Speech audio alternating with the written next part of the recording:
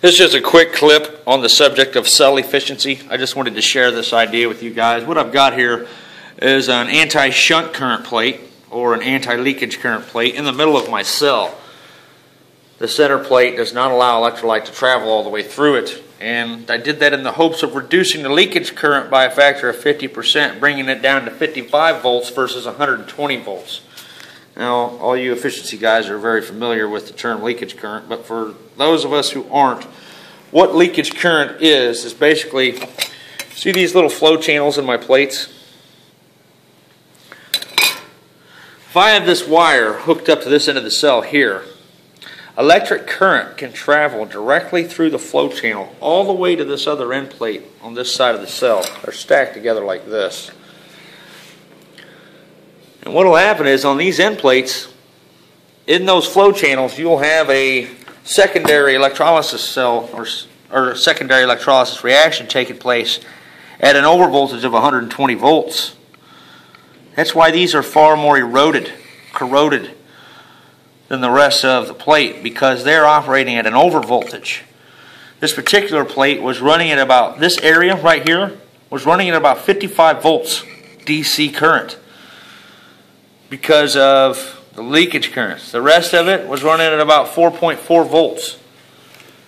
It's just how leakage current works. That's why we hate it so much. But I wanted to share this idea with you guys in hopes of getting one of you to implement it in one of your next designs and then test it against an existing structure that you already have. I don't have the time to drill holes in this and put it all back together as is and see if it makes it work any less effective. I'm under the impression that it did in fact reduce the shunt currents. But it got hotter than any other plate, and as a result, that is where my gasket failed. You see how that's buckled right there? So it did get hot. It had about 600 amps passing through it at 2,880 watts.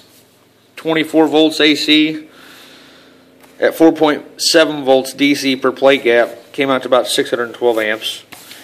That was a current density on this cell of about 184.32 amps per meter at 20 amps AC input. So about 0.12 amps per square centimeter there. I forget the total surface area of this thing. You would think I'd have that wrote down on here somewhere. Not sure I see it, but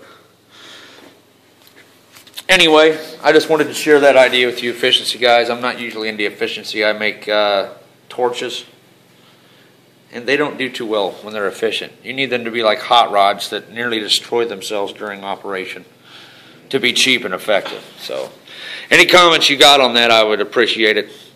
Thanks.